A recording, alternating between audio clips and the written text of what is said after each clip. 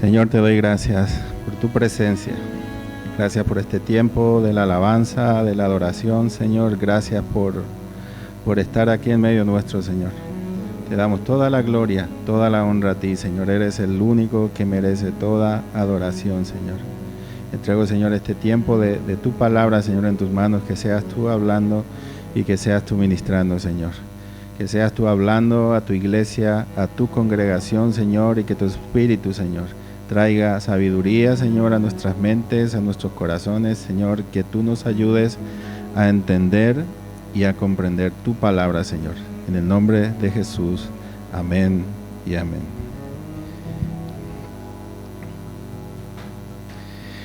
El otro día estaba hablando con un hombre y este hombre me pregunta, ¿y cuándo va a ser me usó una expresión, una palabra que yo no conocía, yo desconocía totalmente. Me dijo, ¿cuándo va a ser la parusía? ¿Cómo va a ser la parusía? Entonces, como yo desconocía esta palabra, no sabía a qué se refería. Y esta palabra es un término, normalmente es más en el ámbito católico, se usa, se refiere a la segunda venida de Jesús al mundo, a la tierra. Y cuando busqué y cuando supe a qué se refería, empecé a explicarle, y el mismo Jesús nos habla directamente en el libro del Apocalipsis, y vamos a empezar leyendo Apocalipsis 22, capítulo 22, versículo 6. Es algo que para los que creemos que la Biblia es la palabra de Dios, la parusía o la segunda venida del Señor es algo que va a suceder inminentemente, que es inminente, y que conforme va pasando el tiempo y vemos que todos los acontecimientos nos están llevando al cumplimiento de esa profecía, al cumplimiento de la venida de nuestro Señor Jesús. Dice la palabra de Dios, Apocalipsis 22, versículo 6, y me dijo, estas palabras son fieles y verdaderas, y el Señor, el Dios de los espíritus de los profetas, ha enviado su ángel para mostrar a sus siervos las cosas que deben de suceder pronto. Está hablando Juan de las cosas que deben suceder pronto, cosas que nosotros somos testigos y han empezado a suceder. Los estamos viendo somos testigos directos del cumplimiento de muchas profecías en nuestros días. Versículo 7, he aquí vengo pronto, está hablando Jesús, he aquí vengo pronto, bienaventurado el que guarda las palabras de la profecía de este libro. Versículo 8, aquí habla Juan, yo Juan soy el que oyó y vio estas cosas, y después que las hube oído y visto, me postré para adorar a los pies del ángel que me mostraba estas cosas. Versículo 9, pero él me dijo, mira, no lo hagas, porque yo soy consiervo tuyo, de tus siervos, de tus hermanos, los profetas, y de los que guardan las palabras de este libro. Adora a Dios. Versículo 10, y me dijo, no selles las palabras de la profecía de este libro, porque el tiempo está cerca. El tiempo está cerca. Recordemos que el ángel cuando visitó a Daniel le dijo, sella las palabras de este libro. El ángel había sellado el libro de Daniel, estaba cerrado, dice, hasta el fin de los tiempos, y fue hace muy poco tiempo que nosotros empezamos a entender realmente las profecías del profeta Daniel. ¿Por qué? Porque estamos en los últimos tiempos y ese libro fue abierto para que nosotros podamos entender las señales y lo que ha de suceder en el fin de los tiempos, antes de que Jesús vuelva a buscar a su iglesia. Versículo 11 dice, aquí esto es algo muy importante, dice, el que es injusto sea injusto todavía, y el que es inmundo sea inmundo todavía, y el que es justo practique la justicia todavía, y el que es santo santifíquese todavía. Eso es algo muy importante para nosotros. Nosotros formamos parte de ese segundo grupo, que dice: el que es justo, que practique la justicia todavía. Y el que es santo, que se santifique aún más de lo que es, que busque esa santidad, porque esa es la condición para que cada uno de nosotros podamos ir con Jesús el día que Él vuelva. No sabemos el día, no sabemos la hora. El mismo Jesús dice que nadie sabe sino solo el Padre. ¿Por qué? Porque si no sería muy fácil. Si yo sé la fecha exacta, entonces yo iría al mundo, viviría como yo quiero, disfrutaría, y una semana antes de que Él venga, pues yo me vendría y me arrepentiría e iría con Él. Entonces, no es tan fácil, no es tan fácil. Yo tengo que esperar con ansia. El ideal de un cristiano, ¿cuál debe ser? La venida de su Señor. Esa debe ser mi ideal, en mi mente, en mis pensamientos. Ese debe ser lo que yo anhelo. Dice Pablo, le dice a Tito: nuestra esperanza bienaventurado, aguardando nuestra esperanza bienaventurada. Ese debe ser nuestro sueño, nuestro destino. Ese debe ser lo que anhelemos en nuestro corazón y esperemos en nuestras vidas. ¿Por qué? Porque va a ser el principio de algo nuevo para nosotros, de algo eterno para nosotros. ¿Sabes? Es el principio de una vida. Bueno, la vida eterna la empezamos a vivir cuando empezamos a conocer a Jesús y a Dios. Pero allí es cuando el Señor nos va a glorificar a cada uno de nosotros. ¿Por qué? Porque dice Pablo que los que quedemos seremos transformados en un cuerpo inmortal. En un cuerpo, porque dice la palabra de Dios que sangre ni carne no pueden heredar el reino de los cielos. Para que nosotros podamos tener entrada en ese reino, tenemos que ser cambiados, transformados a un cuerpo parecido al de Jesús cuando Él resucitó. Si no, nunca formaremos parte de ese reino. Y la santidad es la condición más importante que nosotros debemos cumplir para formar parte de ese reino. Dice la Biblia que sin santidad nadie verá a Dios. Si tú no vives conforme a la voluntad de Dios, tú no serás parte de ese reino. Entonces, cada día, nuestro ideal, nuestro pensamiento debe ser escudriñarnos y ver cómo estamos realmente delante de Dios. ¿Estoy bien yo delante de Dios? ¿Estoy pecando? ¿He pecado? La Biblia, Juan dice que seguiremos pecando, pero que ya no nos deleitamos en el pecado. Pero si en algún momento hemos pecado, dice, tenemos abogado que intercede por nosotros, que cuando venimos nosotros arrepentidos, Él nos perdona y nos levanta. Algo muy importante, ¿sabes? Es que cuando venimos a los pies de Cristo, Él nos justifica a cada uno de nosotros. Él nos limpió de nuestros pecados, pero a continuación de la justificación debemos entrar en lo que es la santidad. Debemos de vivir santamente.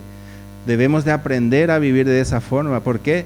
Porque si no somos santos, no seremos parte de la glorificación que Dios tiene preparado para nosotros cuando Él vuelva a buscarnos a cada uno de nosotros. Yo tengo que ser santo, vivir en santidad. ¿Sabes? Quiero que vengas conmigo. Vamos a leer Tito, capítulo 2.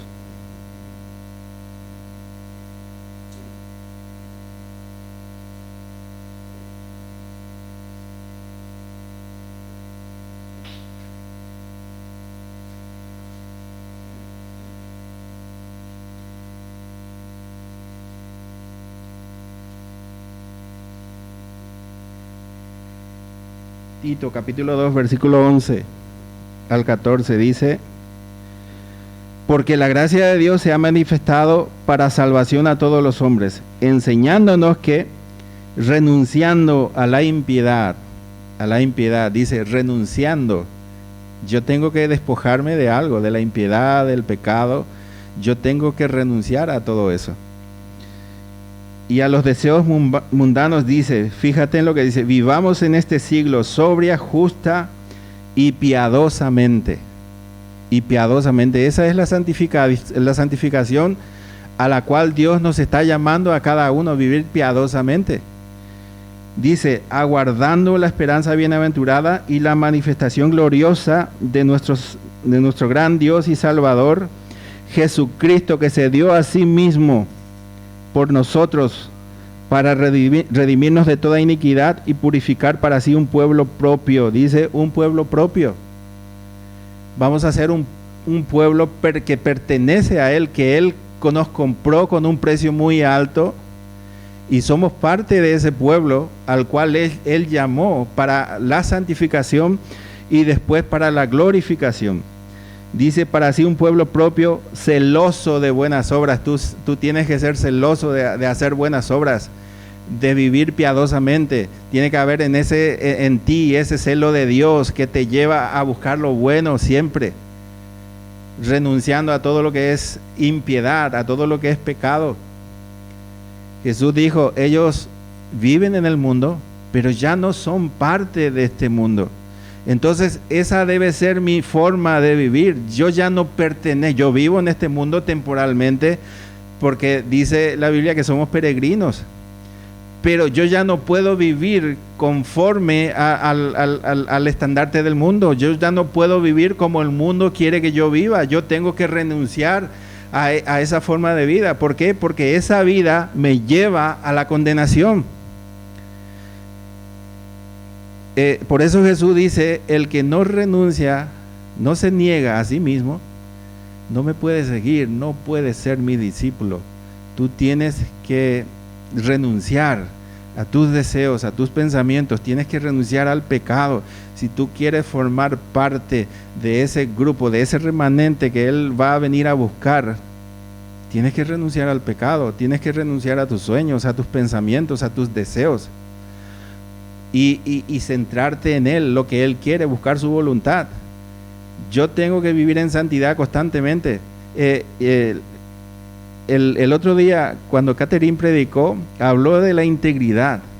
Y es algo, ¿qué significa íntegro? Hacer lo bueno, aunque nadie te vea. Que eso sea algo que esté impregnado en ti, en hacer siempre lo bueno. Siempre buscar la voluntad de Dios en todos mis caminos. Cuando yo voy a emprender algo, encerrarme, arrodillarme, Señor, ¿es tu voluntad esto? Si es tu voluntad, ayúdame. Enséñame cómo tengo que hacerlo, enséñame cuáles son los pasos que debo dar para hacer yo este propósito o este proyecto. Todo tiene que partir de la voluntad de Dios. Todo, absolutamente todo. Yo quiero ser un siervo de Dios, pues todo, absolutamente todo en mi vida tiene que partir a partir de su voluntad, buscando su voluntad. Y si Él me dice que no, pues yo tengo que renunciar a eso. Yo no me puedo aferrar a algo. ¿Por qué? Porque si yo me aferro a algo que no es la voluntad de Dios, ¿qué es lo que va a pasar? Que ese algo me va a apartar de Dios. Me va a llevar de vuelta al mundo, al pecado, y me va a llevar a una condenación eterna. ¿Y sabes qué pasa cuando tú vas a una condenación eterna conociendo cuál es la verdad? ¿Sabes cuál es el castigo? El doble castigo. Hay un doble castigo para ti porque tú, conociendo la verdad, no obedeciste a esa verdad, prefiriendo vivir una vida en pecado. ¿Sabes? La vida cristiana no es fácil. No es fácil. Y sabes, si tú te miras lo que está sucediendo alrededor, es inminente que el Señor vuelve pronto. ¿Sabes? Quiero comentarte algo. ¿Sabes? El euro digital lo van a aprobar este año. Eso es algo que va a ser aprobado, creo que en octubre o noviembre, a fin de año casi, en la Comunidad Europea. ¿A qué me lleva eso? En que en algún momento ellos van a quitar el dinero metálico, que ya no va a haber dinero, ya no va a haber billetes, ya no va a haber monedas, todo va a ser digital. ¿Y a qué nos lleva eso? A la aparición ¿de quién? Del anticristo, que va a tomar el control del mundo. Y si en el momento de la aparición vendrá con su sello, y si tú tienes ese sello, si tú te dejas sellar, la condenación es segura para ti. Y si no tienes ese sello, la Biblia me dice, quiero que vengas conmigo, Apocalipsis 13, 16 y 17.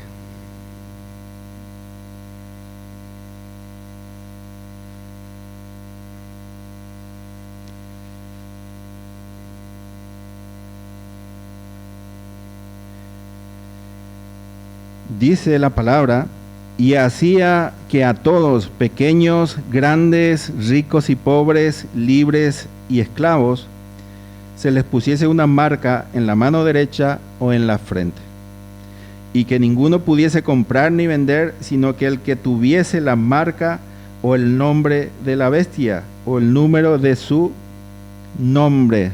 Fíjate, yo me imagino que tú tienes una noción de lo que va a ser el sello de la bestia, la marca de la bestia. Es una marca que si tú lo tienes, seguirás con tu vida normal, podrás ir al súper, podrás ir al médico, podrás hacer todo lo que el mundo hace. Pero si tú no tienes ese sello, si tú renuncias a ese sello, vas a ser un excluido de la sociedad. Ya no vas a poder comprar, no vas a poder ir al súper, ya te van a quitar el médico, no vas a tener médico, no vas a ellos te excluirán totalmente del sistema. ¿Por qué? Porque tú renunciaste a ese sello. Entonces tendrás que buscarte la vida. Daniel Del Vecchio ha hablado mucho sobre ese tema, el buscar sitios, campos donde plantar, donde tú puedas ser autosustentable, donde tú puedas subsistir sin depender del sistema. Y vamos a llegar en algún momento en esa situación, que si tú tienes la oportunidad, la posibilidad de comprarte un campo, pues hazlo, porque yo te aseguro que eso te puede ayudar en el momento en que todo se cierre para nosotros, en el que todo el sistema se vuelva, el anticristo tenga todo el control del sistema. Entonces tú ya no serás parte de ese sistema, tendrás que buscarte la forma de comprar, de comer, de todas esas cosas. Pero sabes una cosa, hay una promesa muy grande, que Él estará con nosotros, que Él nos acompaña, y Él estará con nosotros en todo momento de nuestra vida hasta el fin del mundo. Y esa es nuestra esperanza. Si vivimos la tribulación, pues que sea para gloria y honra suya. Quiero que vengas conmigo a Mateo 24.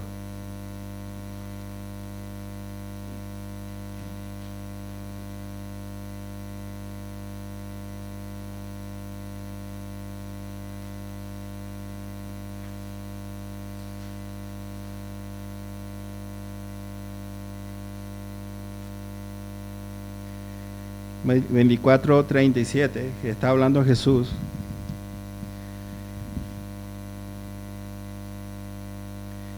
Dice la palabra: más como los días de Noé, así será la venida del Hijo del Hombre.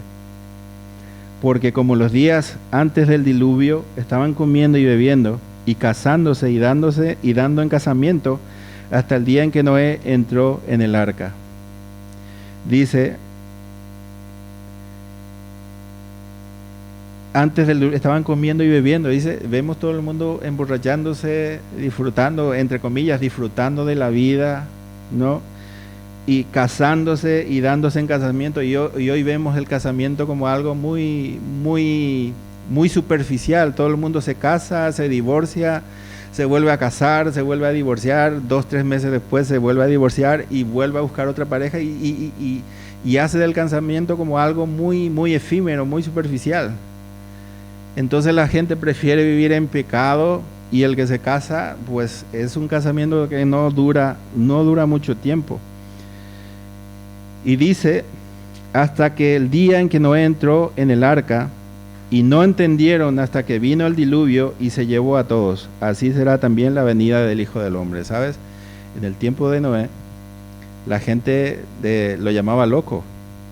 porque decía, él predicaba algo, porque no, hasta ese momento nunca antes había llovido en la tierra.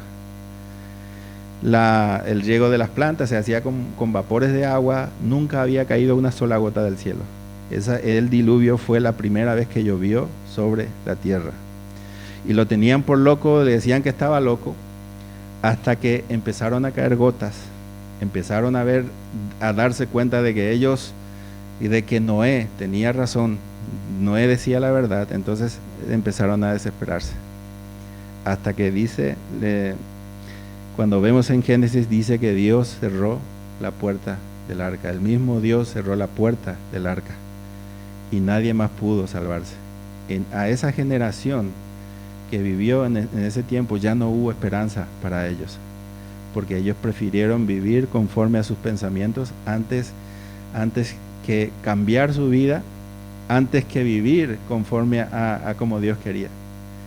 Y dice que en los días antes de que venga el Hijo del Hombre será lo mismo, que cuando la gente se dé cuenta de lo que nosotros estamos predicando es la verdad, ya va a ser tarde para muchas personas. Ya va a ser tarde para muchas personas. El versículo 40, y entonces estarán dos en el campo, el uno será tomado y el otro será dejado. Dos mujeres estarán moliendo en un molino, la una será tomada y la otra será dejada. Velad pues, porque no sabéis a qué hora ha de venir nuestro Señor. Pero sabed esto, fíjate lo que dice aquí, que si el padre de familia supiese a qué hora el ladrón habría de venir, velaría y no dejaría minar su casa. Si tú sabes a qué hora viene el ladrón, tú lo esperarías, ¿no? Tú no le dejarías tu casa vacía. Pues es lo mismo, el Señor, no sabemos cuándo viene el Señor. Y si yo no velo, y si yo no oro, y si yo no espero con ansias ese momento, pues me voy a quedar atrás. Me voy a quedar atrás. Por tanto, también vosotros estad preparados. Tenemos que estar preparados, aunque muchas veces por las dificultades, por los problemas que llegan a nuestra vida, pensamos, Señor, ¿por qué tardas tanto en venir? ¿Por qué tardas tanto? Pero ¿sabes qué dice Pedro? Como muchos tienen por tardanza, el Señor no retarda su promesa. Y dice que el Señor quiere que todo el mundo se arrepienta. Y es el tiempo que el Señor, ese tiempo de gracia que el Señor está dando a todo el mundo para que vengan al arrepentimiento, para que conozcan la verdad y para que ellos puedan conocer que Jesús es la única esperanza. 45. ¿Quién es pues el siervo fiel y prudente, al cual puso su Señor sobre su casa para que les dé el alimento a tiempo? 46. Bienaventurado aquel siervo el cual, cuando su Señor venga, le halle haciendo así. Bienaventurado aquel, cuando el Señor venga, lo vea velando y orando y anhelando su regreso. De cierto os digo que sobre todos sus bienes le pondrá. Y eso es lo que va a suceder cuando seamos glorificados y empecemos a vivir esa vida de milenio. El Señor dará a aquellos que fueron fieles, a aquellos que perseveraron dentro del milenio de gobernar ciudades, de gobernar pueblos, incluso algunos llegarán a gobernar países enteros. ¿Sabes? Eso es una promesa del Señor para cada uno de nosotros. De cierto es cierto que sobre todos sus bienes lo pondrá. Pero si aquel siervo malo dijera en su corazón, mi Señor tarda en venir, y comenzará a golpear a sus consiervos y aún a comer y a beber con los borrachos, vendrá el Señor de aquel siervo en día que éste no espera y a la hora que no sabe, y lo castigará duramente y pondrá su parte con los impíos, con los hipócritas. Allí será el lloro y el crujir de dientes. ¿Sabes? Aquí vemos dos actitudes diferentes. ¿Cuál es la actitud que tenemos cada uno de nosotros? ¿La de aquel siervo que espera a su Señor? ¿O la de aquel siervo que dice que el Señor tarda y empieza a vivir como Él quiere? Empieza a emborracharse, empieza a hacer su vida. ¿Cuál es la actitud que nosotros tenemos para con el Señor? ¿Sabes? Eso es algo que debemos meditarlo, escudriñarlo cada día al despertarnos, Señor. Enséñame si he pecado, enséñame si me he equivocado. Ayúdame, Señor. Ayúdame a ver cuál es tu voluntad. Hoy, Señor, yo anhelo tu vuelta, anhelo, Señor, que tu regreso, pero si hay algún propósito, Señor, ayúdame a ser fiel en ese propósito, ¿sabes?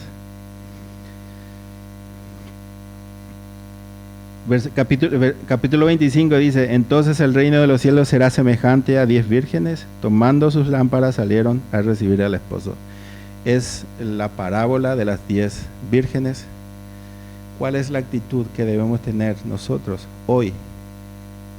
¿De las 5 que tenían aceite preparado o de las 5 que no tenían aceite preparado? Esa debe ser nuestra actitud cada día, ver, escudriñar si tenemos ese aceite preparado. O si no tenemos ese aceite, pues buscar cambiar esa actitud. Cambiar esa actitud. Quiero volver al 24.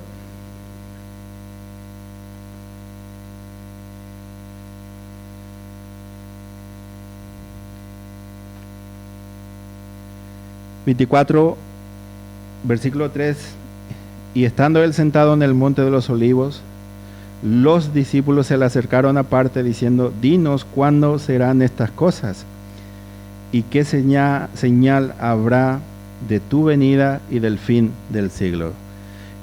Fíjate que en este pasaje Jesús no está hablando en público, Jesús le está hablando a sus discípulos. Dice, versículo 4, respondió Jesús, le dijo: mirad que nadie os engañe, porque vendrán muchos en mi nombre diciendo yo soy el Cristo, y a muchos engañarán. Y oiréis de guerras y rumores de guerra.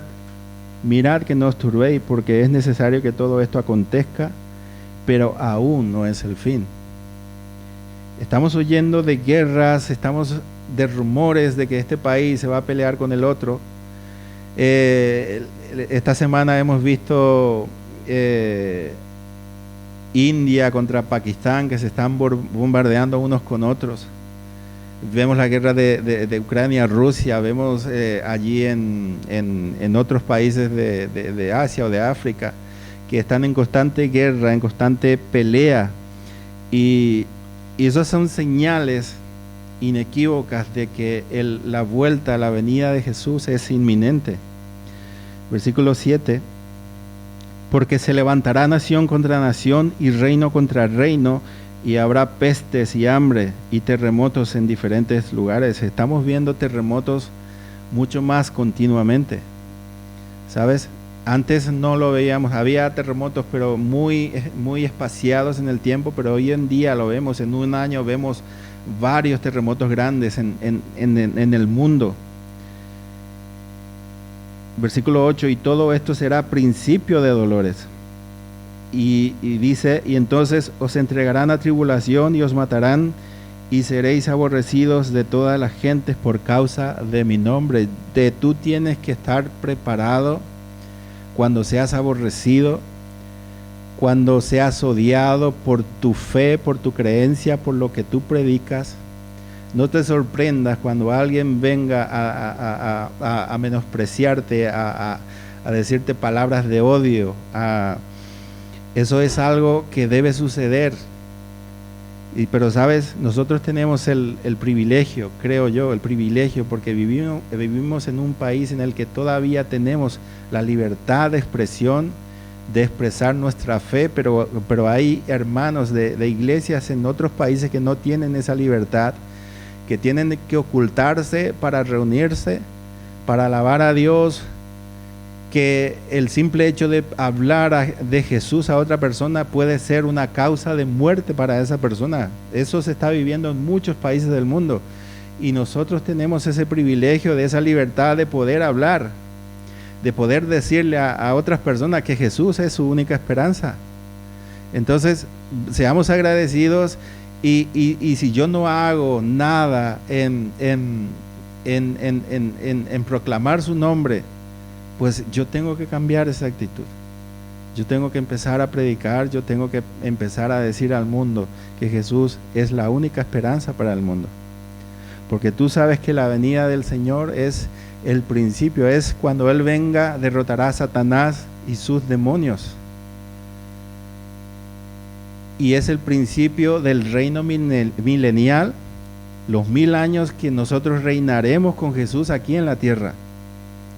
Reinaremos con Él, y después dice, al término de los 1000 años, Satanás volverá a ser liberado por poco tiempo e intentará engañar de vuelta a las naciones, pero al final será lanzado otra vez al lago de fuego y allí será la resurrección de las personas que murieron sin Cristo. Recordemos que la resurrección de las personas que murieron en Cristo será antes de la venida del Señor, antes de la segunda venida. Y la segunda resurrección será al final, ya para el juicio final delante del trono blanco. Allí serán condenados, y dice la Biblia, Apocalipsis dice, y serán lanzados al lago de fuego aquellos que no fueron inscritos en el libro de la vida. Sabes, tu nombre está inscrito, tú tienes un nombre, quizás no sea Delia, quizás no sea Gustavo, quizás sea un nombre diferente en el reino de los cielos, pero que sepas que tu nombre está inscrito allí en el reino de los cielos. Y sabes, tú debes cuidar eso. Tú debes cuidar eso, dice. Jesús dice en Apocalipsis, capítulo 1, dice, aquí vengo pronto. Guarda lo que tienes, para que nadie te quite tu corona. Amén. El Señor viene pronto. Por favor, no descuides las palabras de Jesús en Apocalipsis. Él viene pronto. Él dice, he aquí vengo pronto. Cuida lo que tienes, porque dice también Él, he aquí vengo pronto, y mi galardón conmigo, porque Él tiene un galardón grande para cada uno de nosotros. Pero sabes, no hagas su voluntad por los galardones, sino por amor a Él. Amén. Vamos a ponernos de pie y vamos a orar.